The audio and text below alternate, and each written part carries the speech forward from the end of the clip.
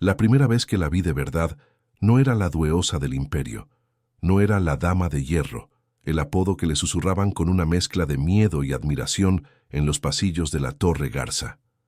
Esa noche, Isabela Garza era solo una mujer a punto de romperse contra el ventanal más caro de la Ciudad de México, con el reflejo de 1.000.000 de luces a sus pies que no hacían más que acentuar su infinita soledad.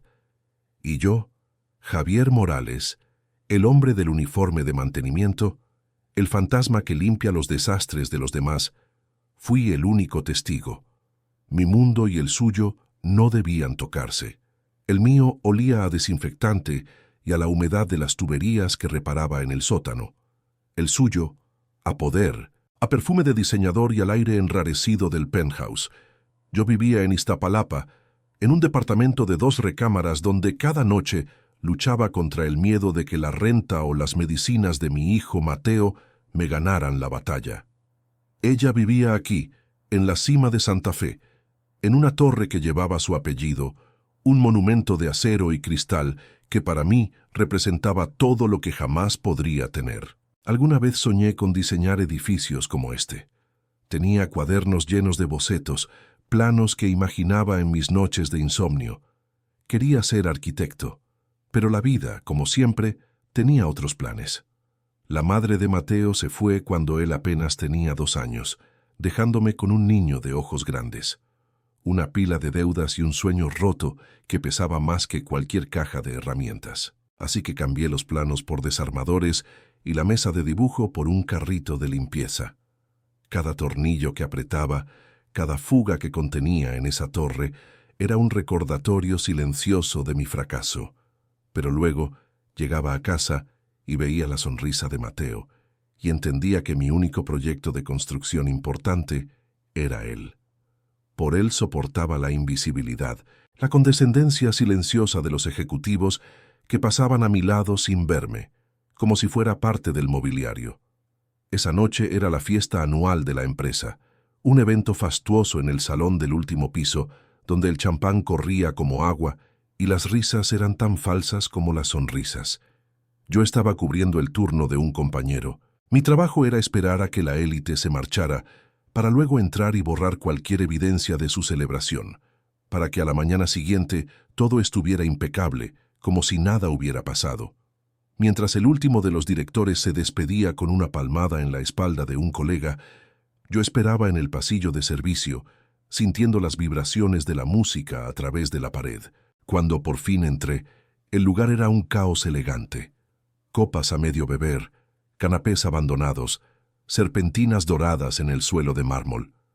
Comencé mi rutina, metódico, silencioso. Mi mente estaba en otro lado, calculando si con el pago de las horas extra podría comprarle a Mateo el inhalador nuevo que necesitaba. Sus alergias se empeoraban con la contaminación de la ciudad, y cada vez que lo oía toser por la noche, sentía una punzada de culpa que me robaba el aliento. ¿Qué clase de padre era si no podía garantizarle ni siquiera aire limpio para respirar? Fue entonces cuando la vi. Estaba de espaldas a mí, en el rincón más alejado del salón, frente al enorme ventanal que ofrecía una vista panorámica de la ciudad. La fiesta había terminado, la música se había apagado, pero ella seguía ahí inmóvil. Por un momento pensé que era una ilusión, un espejismo creado por el cansancio. La señorita Garza nunca se quedaba hasta el final. Su agenda, decían, estaba controlada al milímetro. Pero ahí estaba. Su vestido de seda azul marino parecía absorber la oscuridad a su alrededor, y la postura, usualmente tan erguida y desafiante, estaba ligeramente encorvada. Me acerqué con cautela, recogiendo copas vacías, tratando de no hacer ruido. Mi instinto era desaparecer, terminar mi trabajo y salir de ahí. Cruzarme con la jefa en estas circunstancias era peligroso, pero algo me detuvo. Quizás fue la forma en que su reflejo en el cristal temblaba ligeramente. No era lascivo o imponente. Era una figura frágil, perfilada contra un mar de luces indiferentes. Se giró lentamente, como si sintiera mi presencia. Sus ojos, normalmente agudos y calculadores, estaban nublados. Un mechón de su cabello, siempre perfecto, Había escapado de su peinado y caía sobre su frente. Olía a vino caro y a una tristeza tan profunda que casi podía tocarla. Me miró, pero su mirada me atravesó como si estuviera viendo a otra persona, o quizás a nadie en absoluto. Javier, dijo, y su voz, que yo solo había escuchado en los altavoces de la empresa dando anuncios corporativos, sonó ronca, humana. Me sorprendió que supiera mi nombre. Para ella, yo debía ser solo el de mantenimiento. Señorita Garza, respondí, manteniendo la cabeza gacha, mi voz apenas un murmullo. ¿Necesita algo? ¿Quiere que llame a su chofer? Ella soltó una risa corta, amarga. Una risa que no tenía nada de alegría. Mi chofer, repitió, como si la palabra fuera un chiste de mal gusto. Claro, siempre hay alguien esperando para llevarme a donde se supone que debo ir. Se acercó un paso más. El silencio en el salón era total, solo roto por el zumbido distante del aire acondicionado. Podía sentir el nerviosismo trepando por mi espalda. Un movimiento en falso, una palabra equivocada, y el empleo que alimentaba a mi hijo podría desvanecerse. «Tú siempre estás aquí, ¿verdad, Javier?», continuó, su mirada ahora fija en mí, tratando de enfocar. En las mañanas, en las noches, siempre arreglando cosas, siempre silencioso. Asentí, sin atreverme a hablar. ¿Qué podía decir? Era mi trabajo. Ser invisible era parte de la descripción del puesto. Isabela Garza se apoyó en el ventanal, como si el peso de su imperio, de su vida entera, de repente fuera demasiado para soportar. Miró la ciudad a sus pies, ese monstruo de concreto y sueños que ella había ayudado a construir y que ahora parecía burlarse de ella. Algo en la fiesta, quizás una canción, un rostro entre la multitud, había abierto una grieta en su armadura de hierro, y por esa grieta se estaba escapando todo el dolor que había mantenido encerrado por años. Entonces se volvió hacia mí de nuevo. Sus ojos, ahora claros y penetrantes a pesar del alcohol, se clavaron en los míos. Y entonces, con una voz que era apenas un susurro, pero que cortó el silencio como un cristal roto, soltó la pregunta que lo cambiaría todo. «Dime la verdad, Javier», dijo. Su aliento olía a vino y a una desesperación que no encajaba con su apellido. «Si yo no fuera la dueña de todo esto, si no fuera Isabela Garza, si solo fuéramos dos personas en una oficina vacía, ¿qué pensarías de mí? ¿Qué harías?» El aire se quedó atrapado en mis pulmones. El mundo se detuvo. Cada instinto de supervivencia en mi cuerpo gritaba una sola palabra: «Huye». Di la respuesta correcta, la respuesta segura. Dile lo que quiere oír, o mejor aún, no digas nada. Una palabra equivocada y no solo perdería mi empleo, perdería la única fuente de ingresos para Mateo, mi hijo. Su rostro apareció en mi mente, su risa, su tos nocturna. El miedo era una garra helada en mi estómago. Podría decirle algo insinuante, intentar aprovechar la situación como lo haría cualquier oportunista. O podría dar una respuesta servil, de empleado asustado. Pero cuando la miré, no vi a la jefa borracha. Vi a una mujer cargando un peso tan inmenso que la estaba quebrando desde adentro. Vi la misma soledad que a veces sentía yo al mirar por la ventana de mi pequeño departamento en Iztapalapa. Respiré hondo, el olor a desinfectante de mi uniforme anclándome a la realidad. La miré directamente a los ojos, no como un empleado a su jefa, sino como un hombre a una mujer. «Señorita Garza», empecé, mi voz tranquila, firme, mucho más de lo que me sentía por dentro. «Con todo el respeto que usted se merece, la llevaría a su casa. Me aseguraría de que llegara bien y pudiera descansar». Hice una pausa, dejando que las palabras se asentaran en el aire cargado entre nosotros. «Y mañana por la mañana le traería un café bien cargado y me aseguraría de que nadie en toda la Torre Garza se enterara de que la vieron así. Porque la respeto. No por ser la dueña de todo esto», dije, haciendo un gesto hacia la ciudad que se extendía a nuestros pies, «sino por la mujer que tiene que cargar con todo este imperio sobre sus hombros todos los días». El impacto de mis palabras fue visible. Fue como si una ola invisible la hubiera golpeado, más fuerte que todo el alcohol en su sistema. Parpadeó, 1, 2 veces. La niebla en sus ojos se disipó, reemplazada por una claridad desconcertante. Una emoción que no pude descifrar cruzó su rostro. Sorpresa, confusión y algo más. Algo que parecía gratitud. No hubo coqueteo en mi respuesta, no hubo interés oculto, solo una decencia simple y llana que, al parecer, era la cosa más extraña que había escuchado en mucho tiempo. Por primera vez en quién sabe cuántos años, alguien no la veía como una cuenta bancaria, como un peldaño en la escalera corporativa o como un objetivo. Alguien la había visto a ella. Asintió lentamente, una sola vez. No dijo nada más. Se dio la vuelta, caminó con una dignidad recién recuperada hacia el elevador privado y desapareció. Me quedé solo en el salón, con el eco de mis propias palabras y el zumbido de la ciudad. Esa noche, mientras terminaba de limpiar, algo se sentía diferente.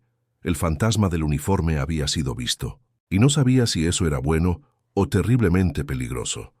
Los días siguientes fueron extraños. La normalidad regresó, pero con una corriente subterránea de tensión. Yo volví a mis rondas, a las tuberías con fugas y a los focos parpadeantes. Ella volvió a ser la dama de hierro, con su agenda impecable y su mirada de acero. Pero ahora, cuando nos cruzábamos en los pasillos, algo había cambiado. Antes, su mirada me atravesaba. Ahora se detenía en mí por una fracción de segundo. Un reconocimiento silencioso. Un fantasma ya no tan invisible. Luego comenzaron las llamadas. Javier, a la oficina de la CEO, por favor. La primera vez que escuché mi nombre por el intercomunicador, mi corazón se detuvo. Pensé que era el fin, que había reconsiderado mi atrevimiento y me iba a despedir. Llegué a su penthouse con las manos sudando y la encontré de pie junto a su escritorio. La luz de mi lámpara parpadea, dijo, sin mirarme, señalando una elegante lámpara de diseñador. Revísala. Me acerqué, abrí mi caja de herramientas. El problema era un falso contacto, algo que tardé 30 segundos en arreglar. Durante todo el tiempo, sentí su mirada sobre mí. No decía nada, solo observaba. Listo, señorita Garza, dije. Ella asintió. Gracias, Javier. Puedes retirarte. Pero no fue solo una vez. Unos días después, fue un cajón de su escritorio que no cerraba bien. A la semana siguiente, el aire acondicionado hacía un ruido extraño. Eran pretextos, lo sabía. Eran excusas para tenerme ahí, en su espacio, por unos minutos. En esos breves encuentros, ella apenas hablaba, pero yo sentía su escrutinio. Observaba mis manos mientras trabajaba, la forma en que me movía, mi silencio. Era como si estuviera tratando de resolver un acertijo. ¿Quién era este hombre que no había intentado nada esa noche? ¿Qué clase de persona responde con respeto cuando se le ofrece una oportunidad de oro? Y esta nueva dinámica no pasó desapercibida. Ricardo Montenegro, uno de los directores más ambiciosos de la empresa, un hombre con una sonrisa de tiburón y ojos que calculaban cada movimiento, comenzó a notar las frecuentes llamadas. Lo veía en los pasillos, su mirada pasando de Isabela a mí, una chispa de sospecha y desdén en sus ojos. Para él, yo era menos que el polvo en sus zapatos de diseñador. Que la CEO perdiera su tiempo conmigo era una anomalía. Y las anomalías en el mundo de Ricardo eran o una debilidad que explotar o una amenaza que eliminar. Comencé a escuchar murmullos, bromas de mal gusto entre los ejecutivos en el elevador sobre el nuevo favorito de la jefa. La invisibilidad, a pesar de sus humillaciones, era segura. Ser visto, me di cuenta, era peligroso. Mientras este extraño y silencioso baile se desarrollaba en la torre, mi mundo real, el que importaba, se estaba desmoronando. Una noche recibí una llamada del hospital. Era Mateo. Había sufrido una crisis de asma, la peor que había tenido. Salí corriendo del trabajo, el pánico ahogándome. Lo encontré en una camilla, pequeño y frágil, con una mascarilla de oxígeno cubriendo su rostro. Los médicos dijeron que necesitaba un tratamiento especializado, medicamentos caros y un ambiente más limpio. 3 palabras que eran una sentencia de muerte para mis finanzas: tratamiento especializado, medicamentos caros, ambiente más limpio. ¿Un ambiente más limpio? Vivíamos en Iztapalapa, donde el aire mismo parecía tener peso y color. Era una broma cruel, un lujo tan inalcanzable como las oficinas del penthouse de la Torre Garza. El costo inicial del hospital público ya era una montaña que no sabía cómo escalar. La cuenta se acumulaba con cada hora que Mateo pasaba conectado a esas máquinas, cada bolsa de suero que goteaba lentamente a su lado. Falté al trabajo 2 días seguidos, llamando para reportarme enfermo, mi voz un nudo de pánico y vergüenza. No podía dejarlo solo. Me sentaba en una silla de plástico incómoda junto a su cama, observando su pequeño pecho subir y bajar, cada respiración un milagro y una tortura. Al tercer día, cuando volví a casa por un cambio de ropa, encontré el sobre rojo deslizado por debajo de la puerta, el aviso de desalojo. Teníamos 2 semanas. Me quedé mirando el papel, las letras negras borrosas por las lágrimas de rabia y desesperación que llenaron mis ojos. Todo se estaba derrumbando. La enfermedad de mi hijo, la amenaza de quedarnos en la calle. Sentía que me ahogaba en tierra firme, y fue en ese momento, en el punto más bajo de mi vida, que un viejo y oscuro secreto volvió para reclamar su deuda. Mi teléfono vibró. Un número desconocido. Contesté, esperando que fuera el hospital, pero la voz al otro lado de la línea era rasposa y fría como el acero. Una voz que no había escuchado en años, pero que reconocí al instante. Era la voz de un hombre al que todos en el barrio llamaban el sopilote, un prestamista que se alimentaba de la desesperación ajena.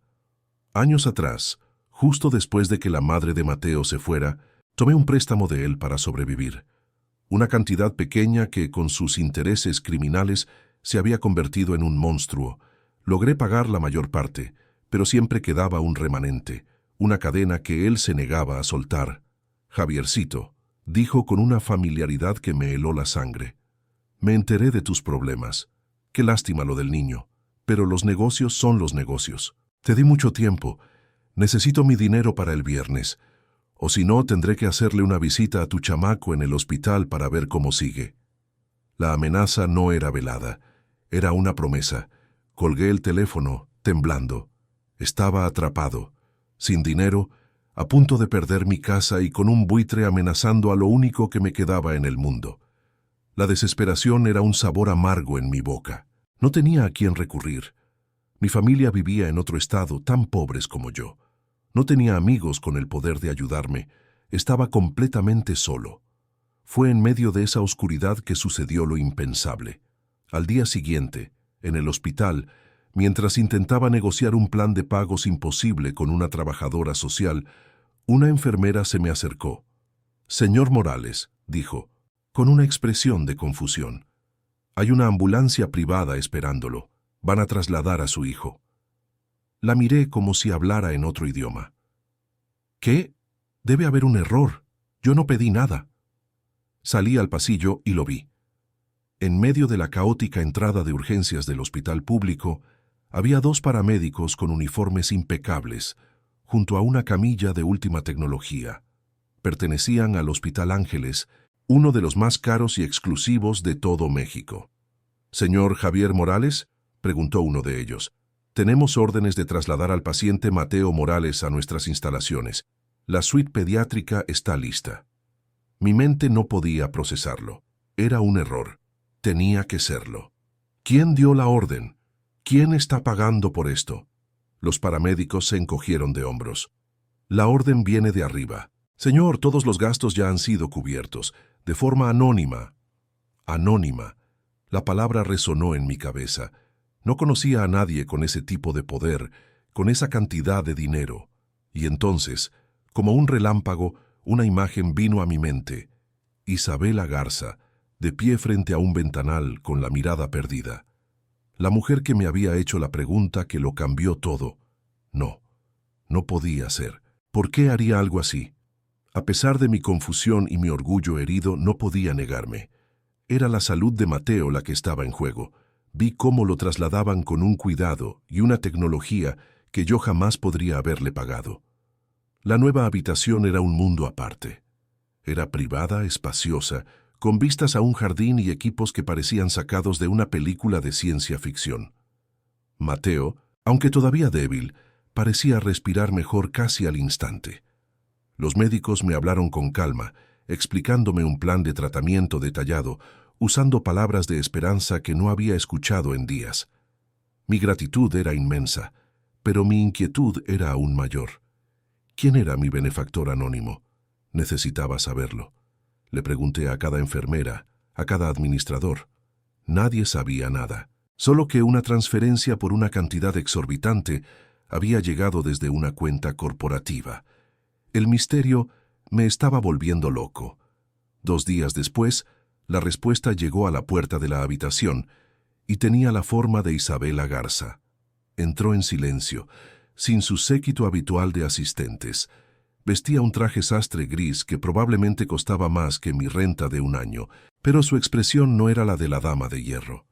Había una incertidumbre en sus ojos, una vulnerabilidad que me recordó a la noche de la fiesta. Llevaba en sus manos no un oso de peluche o un juguete, sino un libro grande, de pasta dura.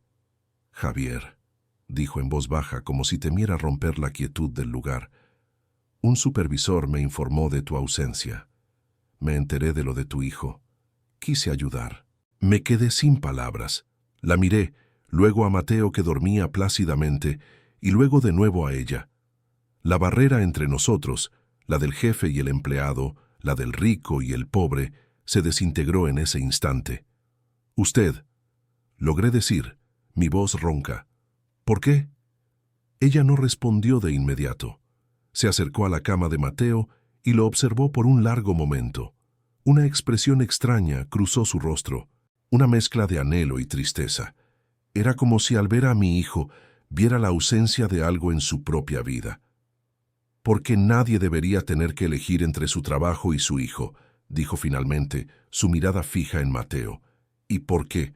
Porque una vez a mí también me obligaron a elegir». Se detuvo, y en esa pequeña pausa flotaba el peso de una historia que yo no conocía, un dolor antiguo que de repente conectaba su mundo con el mío. Y elegí mal. No dijo más. Dejó el libro que traía, El Principito, sobre la mesita de noche, junto a la cama de Mateo. Sus dedos rozaron la cubierta por un instante, un gesto lleno de una ternura que parecía fuera de lugar en la CEO de Garza Capital. Luego se enderezó, su armadura de hierro volviendo a su sitio pieza por pieza. «Que se recupere pronto, Javier. Tómate el tiempo que necesites. Tu puesto estará aquí cuando vuelvas». Y sin esperar mi respuesta, se fue tan silenciosamente como había llegado. Me quedé allí, de pie en medio de una habitación de hospital que costaba más que mi salario de un año, con el eco de sus palabras rebotando en mi cabeza. Elegí mal. La gratitud que sentía era abrumadora, pero ahora estaba mezclada con algo más, una profunda y desconcertante curiosidad. ¿Quién era realmente Isabela Garza? ¿Qué elección la había marcado de esa manera? Por primera vez, no la veía como una figura en la cima de una torre inalcanzable, sino como alguien que, al igual que yo, cargaba con sus propios fantasmas. Cuando Mateo fue dado de alta y volvía al trabajo, todo era diferente. El aire entre nosotros había cambiado. Las llamadas a su oficina continuaron, pero los pretextos se volvieron más delgados, casi transparentes. Ya no era una lámpara que parpadeaba, sino un «Javier, necesito tu opinión sobre esto». Me mostraba planos de nuevos proyectos, no como un empleado de mantenimiento, sino como si valorara mi perspectiva. Al principio me sentí torpe, fuera de lugar, pero ella insistía. Pronto, nuestras reuniones se deslizaron hacia las horas más tardías, cuando la torre se vaciaba y el único sonido era el murmullo de la ciudad a través de los cristales. Su oficina se convirtió en nuestro refugio, un santuario de cristal suspendido sobre el mundo. En esa quietud, las barreras se disolvían. Una noche, mientras le ajustaba un estante que ella juraba estaba flojo, encontré uno de mis viejos cuadernos de bocetos en mi mochila. Lo había traído para dibujar mientras Mateo dormía en el hospital. Sin pensar, lo saqué. «¿Qué es eso?», preguntó, su voz suave en el silencio. Nada. Tonterías de antes, respondí avergonzado. Pero ella se acercó y, con una delicadeza que me sorprendió, tomó el cuaderno. Lo abrió y pasó las páginas, viendo mis diseños de edificios, puentes y casas que solo existían en mi imaginación. No se rió. No hubo condescendencia. Sus ojos recorrieron cada línea con una concentración intensa. «Tú no eres un hombre de mantenimiento, Javier», dijo finalmente levantando la vista hacia mí. «Eres un arquitecto que nunca tuvo la oportunidad de serlo». Esa noche algo se rompió en mí. Le conté todo. Le hablé de mis sueños, de la partida de la madre de Mateo, de la culpa que me carcomía por no poder darle a mi hijo el futuro que merecía. Ella escuchó, sin interrumpir, su mirada fija en mí, ofreciéndome una atención que nadie me había dado en años. A cambio, ella me ofreció fragmentos de su propia historia. Me habló de la presión asfixiante de su padre, un hombre que veía el amor como una debilidad y los negocios como la única religión. Me confesó la soledad de la cima, cómo cada persona que se le acercaba tenía una agenda, un precio. Me contó con la voz quebrada sobre un artista al que había amado y al que su padre la obligó a dejar, convenciéndola de que su destino era el imperio, no la felicidad. En esas conversaciones nocturnas, en esa oficina vacía, dejamos de ser la jefa y el empleado. Éramos solo dos personas con cicatrices, encontrando un inesperado consuelo en la vulnerabilidad del otro. Pero el mundo exterior no se detiene por confesiones a medianoche, y había alguien que observaba nuestra creciente cercanía con veneno en la mirada: Ricardo Montenegro. Los murmullos en los pasillos se convirtieron en miradas hostiles. Sentía los ojos de Ricardo clavados en mi nuca cada vez que salía de la oficina de Isabela. Su sonrisa de tiburón se había vuelto más afilada, más peligrosa. Él veía nuestra conexión no como un encuentro humano, sino como una brecha en la fortaleza de Isabela, una debilidad que podía explotar para su propio ascenso. Yo era el eslabón débil, la anomalía que podía usar para destruirla. ¿Y qué harían ustedes si sintieran que su mera presencia pone en peligro a la única persona que les ha mostrado bondad? ¿Se alejarían para protegerla o se quedarían a luchar, sabiendo que no tienen armas? Si tienes una respuesta, déjamela en los comentarios, porque yo en ese momento no tenía ninguna. La trampa se cerró en un martes por la mañana. Fui llamado a la sala de juntas del piso ejecutivo. Al entrar, el ambiente era gélido. Isabela estaba en la cabecera de la mesa, su rostro una máscara impenetrable. A su lado estaba Ricardo, con una expresión de falsa solemnidad, y el jefe de seguridad. Mi estómago se convirtió en un nudo de hielo. «Javier», comenzó Isabela, su voz formal, distante. «Durante una auditoría de rutina, se ha detectado la desaparición de un reloj de edición limitada de mi escritorio. Un regalo de mi padre, valorado en más de $200,000. Ricardo tomó la palabra, su voz goteando veneno disfrazado de preocupación. Las cámaras de seguridad del pasillo muestran que la única persona que entró a la oficina de la señorita Garza fuera del horario de limpieza habitual en los últimos días. Fuiste tú, Javier, y tenemos una declaración de un guardia que dice haberte visto salir anoche con la mochila más llena de lo normal. Todo era una mentira, una construcción tan burda pero tan efectiva. Me sentí sin aliento, como si las paredes de la habitación se estuvieran cerrando sobre mí. Miré a Isabela, buscando cualquier señal, cualquier recuerdo de nuestras conversaciones nocturnas, pero su rostro era inescrutable. «Eso no es cierto», logré decir, mi voz temblando de rabia e impotencia. «Yo nunca haría algo así». «Por supuesto que lo dirías», sonrió Ricardo. «Pero los hechos son los hechos. Señorita Garza, con todo el pesar, creo que debemos notificar a las autoridades y proceder con el despido inmediato para evitar un escándalo mayor». El silencio que siguió fue el más largo de mi vida. Todos los ojos estaban en Isabela. Su mirada, fría como el acero de la torre que llevaba su nombre, se movió lentamente de Ricardo a mí y luego de vuelta a Ricardo. No había pánico en ella. No había duda. Había algo mucho más peligroso, una calma glacial. «Ricardo», dijo, y su voz cortó el aire tenso de la sala. Su preocupación es conmovedora, pero prematura. Se levantó de su silla, no con prisa, sino con la autoridad de alguien que posee cada molécula de aire en la habitación. Caminó hasta quedar a mi lado, un gesto tan sutil y tan poderoso que sentí cómo la balanza de poder en la sala se inclinaba. No me tocó, pero su proximidad era un escudo. «Conozco el carácter del señor Morales», continuó, su voz ahora dirigida a toda la mesa. «Y también conozco el suyo, Ricardo. Su ambición es legendaria, casi tanto como su falta de escrúpulos». El rostro de Ricardo palideció. La sonrisa de tiburón se desvaneció, reemplazada por una mueca de incredulidad. «Señorita Garza, esto es un insulto. La evidencia es clara».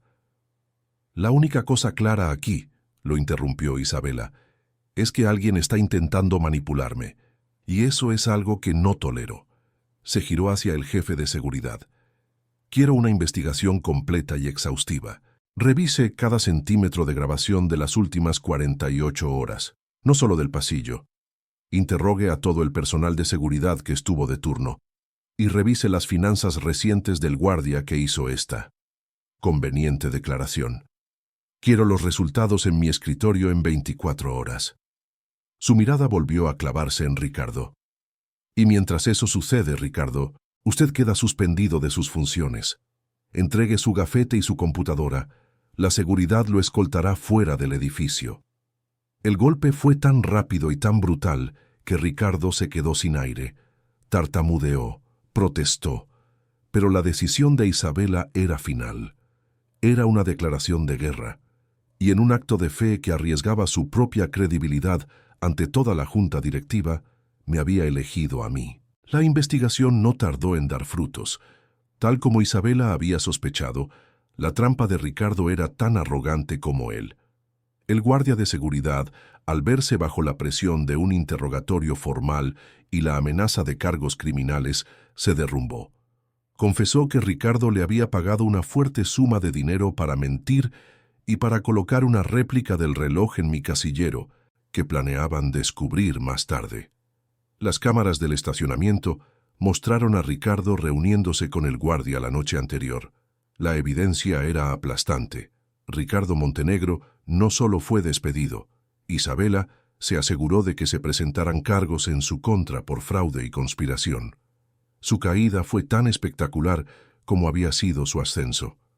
Con Ricardo fuera, una extraña calma se instaló en la torre. Los murmullos no cesaron del todo, pero ahora estaban teñidos de miedo. La Dama de Hierro había demostrado que su lealtad, una vez ganada, era inquebrantable, y su ira, una vez provocada, era destructiva. Mi nombre quedó limpio, pero la mancha del escándalo era difícil de borrar. Sin embargo, para Isabela y para mí, algo fundamental había cambiado.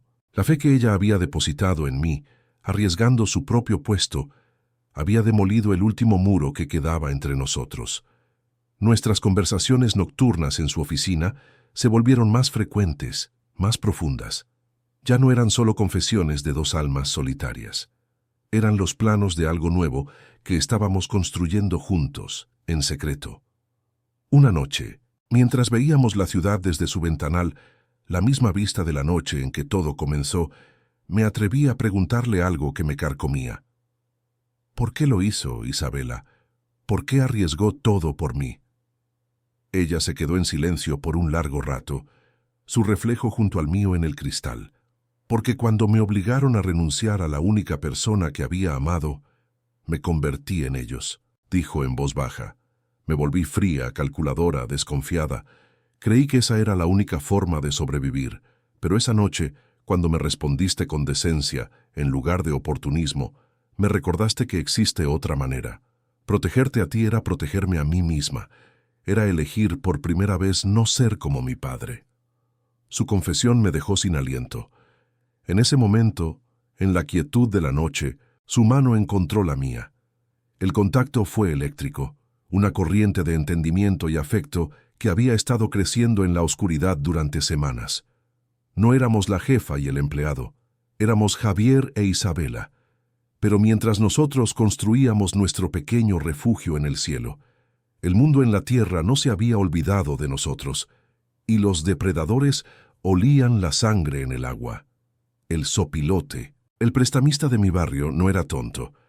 La historia del empleado de mantenimiento acusado de robo por un director celoso y defendido por la CEO multimillonaria era demasiado jugosa para no filtrarse.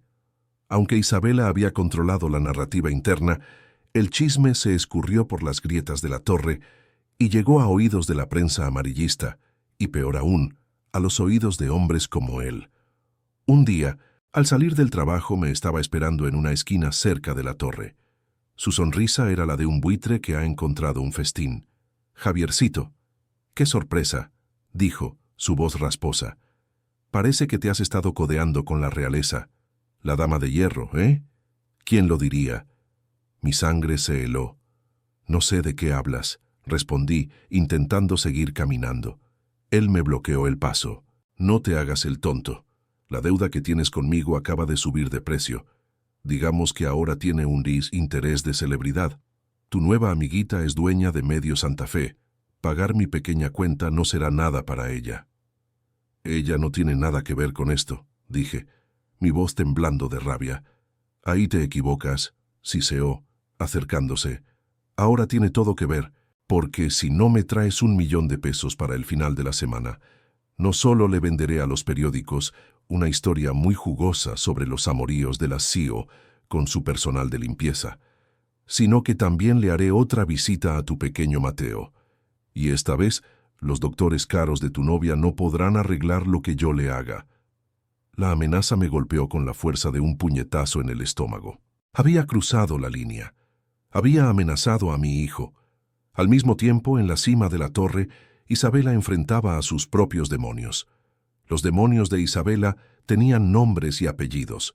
Se sentaban en sillas de piel en la sala de juntas del Consejo de Administración, y el principal de ellos, el que la había creado a su imagen y semejanza, era su propio padre, don Rogelio Garza, un hombre cuya presencia aún llenaba cualquier habitación, incluso en su semi-retiro, la había convocado a una reunión de emergencia. Los rumores, avivados por los aliados que Ricardo Montenegro aún tenía en la empresa, habían llegado a los oídos del Consejo, y habían llegado con la fuerza de un huracán. Mientras yo sentía el veneno de la amenaza del zopilote corriendo por mis venas, Isabela estaba siendo juzgada.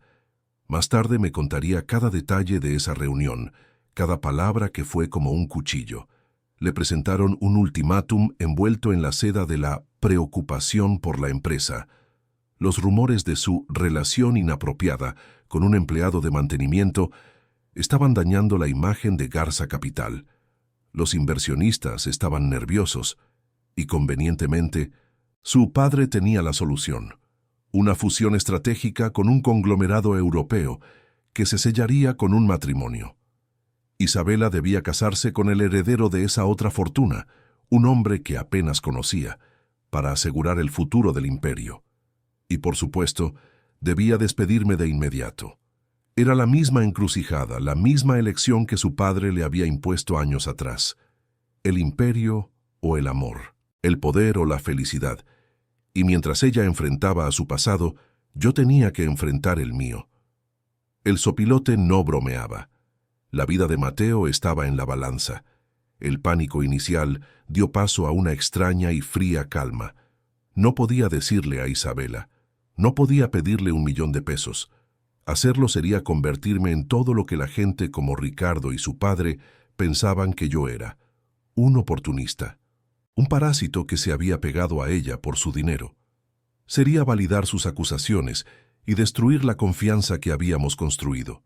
Si nuestra relación iba a tener alguna posibilidad, tenía que basarse en la igualdad, no en que ella me rescatara de mis problemas. Tenía que resolver esto yo mismo. Pasé la noche en vela, mi mente trabajando a toda velocidad. El zopilote era un matón de barrio, no un genio del crimen. Su poder residía en el miedo que inspiraba, y su mayor debilidad era su codicia. Decidí usarla en su contra. A la mañana siguiente lo llamé. Mi voz sonaba temblorosa, asustada. Era parte del plan. «Tengo el dinero», Mentí. Bueno, no todo. Pero mi jefa me va a ayudar. Pero tiene miedo. Quiere asegurarse de que una vez que te pague, nos dejarás en paz para siempre. Quiere verte en persona, entregarte el dinero y grabar un video donde tú aceptas el pago final y te comprometes a no volver a molestarnos. Hubo un silencio al otro lado de la línea. Podía oírlo pensar, sopesando la codicia contra el riesgo. $1.000.000 era demasiado tentador. Está bien, dijo finalmente, su voz llena de arrogancia. Pero en mi territorio, y sin trucos, Javiercito, o tu niño lo pagará caro. Acordamos un lugar y una hora. El mismo día en que Isabela tendría su junta de consejo extraordinaria para dar su respuesta final. Nuestros destinos se estaban decidiendo al mismo tiempo en dos partes distintas de la ciudad, en dos batallas que definirían nuestras vidas. Llegó el día. Dejé a Mateo con una vecina de confianza, diciéndole que tenía una junta de trabajo muy importante. Cada paso que daba hacia el lugar de encuentro se sentía pesado, irreal.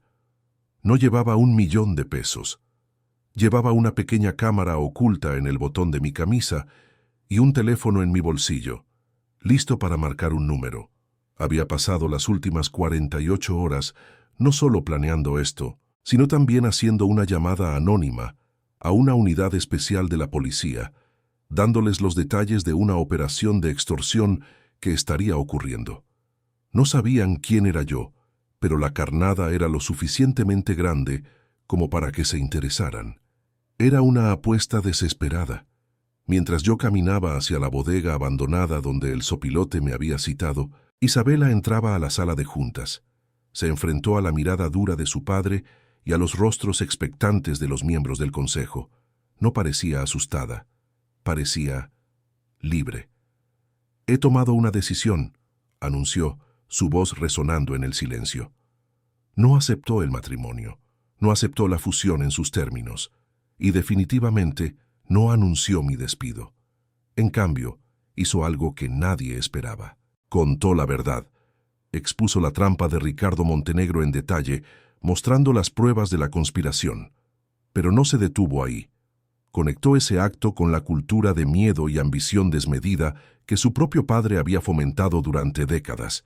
Y entonces, con una valentía que dejó a todos sin aliento, contó su propia historia.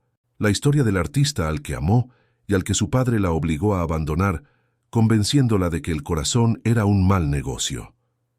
«Ese día», dijo Isabela, mirando directamente a su padre, «me enseñaste que para dirigir este imperio tenía que arrancarme el corazón. Y te obedecí. Me convertí en la dama de hierro. Pero un hombre que limpia los pisos de esta torre, un hombre que ustedes desprecian, me enseñó más sobre la integridad y la lealtad en una sola noche que lo que he aprendido en toda una vida en esta sala. Me recordó que el poder sin humanidad es solo una jaula dorada. No voy a despedir a Javier Morales. Voy a proteger a la gente que me importa, no solo mis activos. Y esta empresa bajo mi liderazgo no volverá a ser gobernada por el miedo ni por las apariencias». Mientras sus palabras demolían los cimientos del viejo imperio Garza, yo entraba en la bodega. El sopilote estaba allí, con dos de sus matones. La sonrisa en su rostro era de pura avaricia. «¿Dónde está el dinero, Javiercito? ¿Y la princesita? ¿Le dio miedo venir a los barrios bajos?» «Ella no vendrá», dije, mi corazón latiendo con fuerza contra mis costillas. «Pero el dinero está en camino. Solo quería confirmar el trato. $1.000.000 si te olvidas de mí y de mi hijo para siempre. Dilo. Necesito que lo digas para que ella esté tranquila». Él se rió, una risa horrible y seca. «Claro que lo digo. Me das mi $1.000.000 y no volveré a amenazar con romperle las piernas a tu chamaco. Ni venderé la historia de cómo la gran Isabela Garza se revuelca con el gato de la empresa. Ahora, ¿dónde está la lana?». Era todo lo que necesitaba. En el momento en que esas palabras salieron de su boca, presioné el botón de marcación rápida en mi teléfono. La llamada se conectó con el comandante de la unidad que esperaba a unas calles de distancia. Habían escuchado cada palabra a través del micrófono abierto. Las sirenas rompieron el silencio. Las puertas de la bodega se abrieron de golpe, y en segundos, el lugar estaba lleno de policías. La cara del sopilote pasó de la arrogancia al pánico y luego a la furia. Me miró con un odio puro mientras le ponían las esposas. Había ganado. No con dinero, no con poder, con astucia y con el coraje que nace de no tener nada que perder, excepto a la persona que más amas. Esa noche, cuando volví a la torre, no usé la entrada de servicio. Subí por el elevador principal, fui directamente al penthouse. Isabela estaba allí, junto al ventanal, mirando la ciudad, pero esta vez no estaba sola. Se giró cuando entré, y en su rostro no había ni rastro de la dama de hierro, solo una sonrisa, cansada pero real. «Se acabó», le dije. «Lo sé», respondió ella. «Para los dos». No hubo una victoria explosiva, ni fuegos artificiales. Fue algo mucho mejor. Fue la calma después de la tormenta. Isabela había consolidado su poder, pero lo ejercía de una manera nueva. Su padre, humillado y derrotado, se retiró por completo. La empresa comenzó a cambiar, a volverse más humana. Y yo ya no era el fantasma del uniforme. Con el apoyo de Isabela y con un pequeño préstamo empresarial que pagué religiosamente, abrí mi propio negocio de construcción y diseño. Empecé pequeño, remodelando departamentos, pero mis viejos sueños de arquitecto volvieron a la vida. Por primera vez, estaba construyendo un futuro con mis propias manos, no solo reparando el presente de otros. Encontramos nuestro equilibrio. Mateo, sano y feliz, ahora tenía 2 personas que lo amaban incondicionalmente. Formamos una familia, no basada en el estatus o la conveniencia, sino en el respeto mutuo, en las cicatrices compartidas y en el amor que nació de una pregunta inesperada en una oficina vacía. A veces, por la noche, volvemos a ese ventanal en la cima de la torre. Miramos las luces de la ciudad, ese monstruo de concreto que una vez pareció tan indiferente a nuestras pequeñas vidas, y nos damos cuenta de que la verdadera riqueza nunca estuvo en la cima de esa torre, estaba en la fortaleza de un corazón que se atrevió a ser vulnerable, en la decencia de un hombre que eligió el respeto sobre la oportunidad y en el coraje de una mujer que decidió que su imperio más valioso era su propia humanidad. ¿Qué habrían hecho ustedes en mi lugar esa noche? ¿Habrían aprovechado la oportunidad o habrían elegido el camino del respeto? Déjenme saber en los comentarios qué piensan. Y si estas historias sobre las vueltas inesperadas que da la vida y las decisiones que nos definen son lo suyo, los invito a suscribirse al canal, porque cada vida es un universo de historias esperando ser contadas.